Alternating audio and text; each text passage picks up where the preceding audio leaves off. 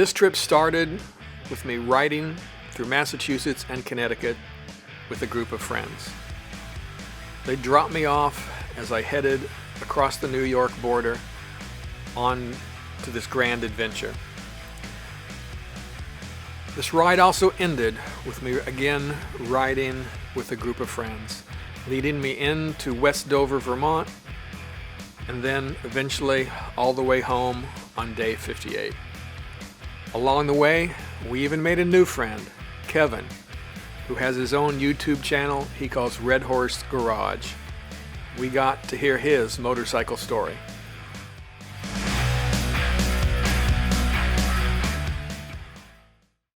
I did some motorcycles as a kid, very, very informal.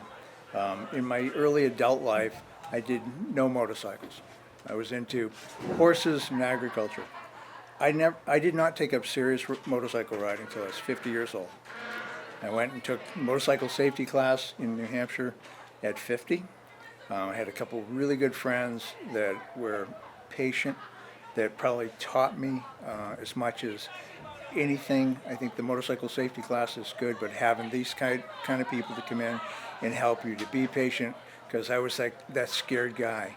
And I think that working with these guys, and it took years. I started off with a 750 Yamaha in 1982, and went from there. And now it's, I'm 64 years old, and I drive a, Harley Davidson Road Glide Ultra. Should I have started earlier? I don't know. But for me, in my life and how things turned out, for whatever reason, the motorcycle has given me probably the most enjoyment that I've ever had. You and I talked last night. I think one of the unique things about motorcycle riding is it isn't just that you're out there. You're able to see and feel the environment.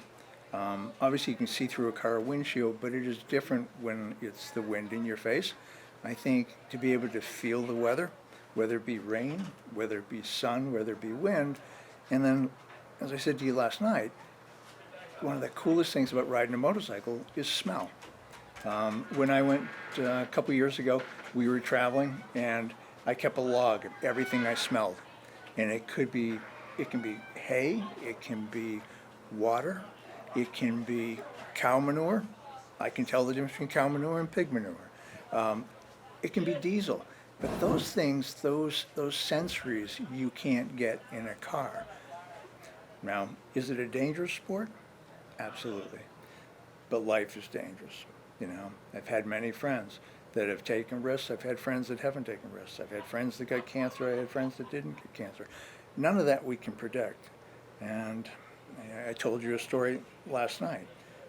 In one day, this year, going out to Yellowstone, Cheryl and I stopped. It had been snowing, and this guy comes up, and he's very interested in motorcycles and tells me how he used to ride motorcycles all the time.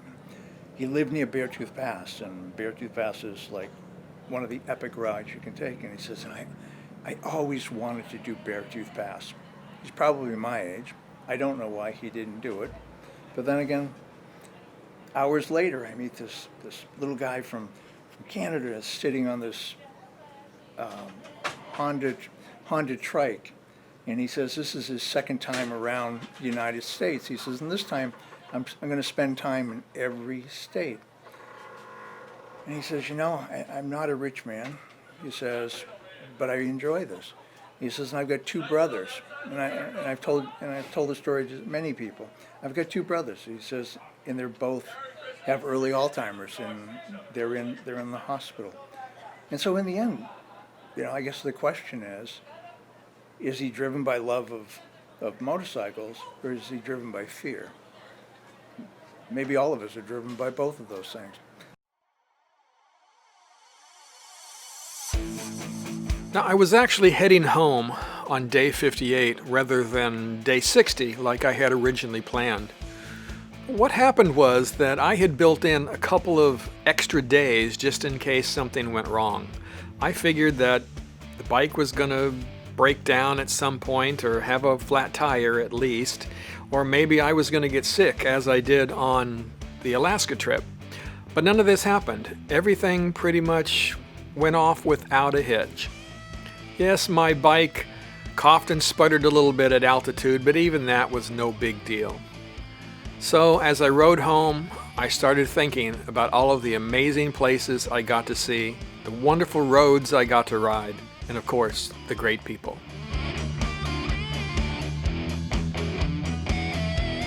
Even though I was home on day 59, I still wanted this experience to last the full 60 days. So Kathy and I jumped on the bike for a ride around our local area. And it was a great way to, I guess, end this trip, and that is to have Kathy back on the bike again with me. And also getting to ride through the beautiful country that we live in right here. Sometimes it's easy to forget just how beautiful your local area can be, all of the wonderful things that are right there in your own backyard.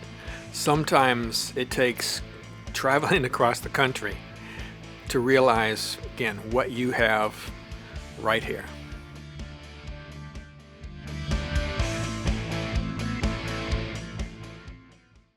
Before this trip started, I knew that this was going to be the last big adventure for my 2009 Victory Vision.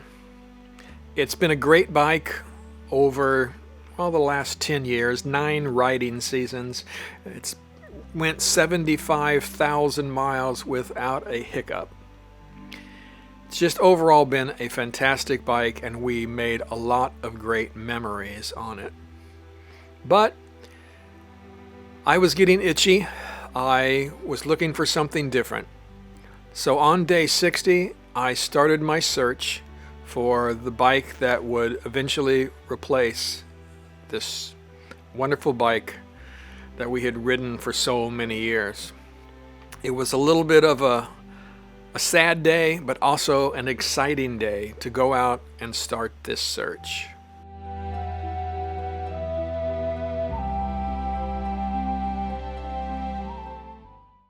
So I guess that brings us full circle.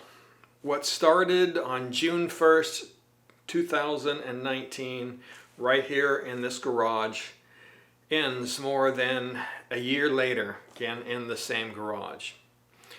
My Victory Vision has been replaced with this 2018 BMW K1600, and we look forward to creating a bunch of new memories on this bike. Looking back on this whole experience, it was pretty amazing.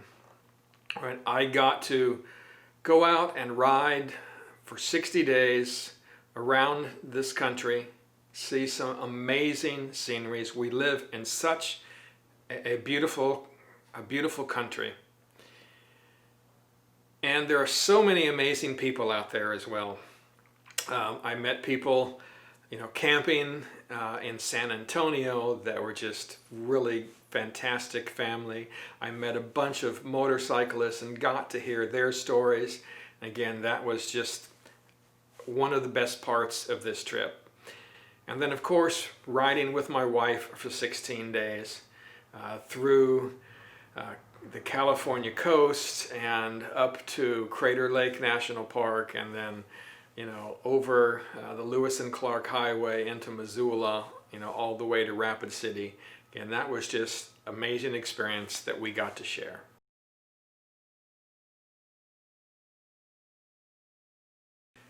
So now that this is over, well, what's next?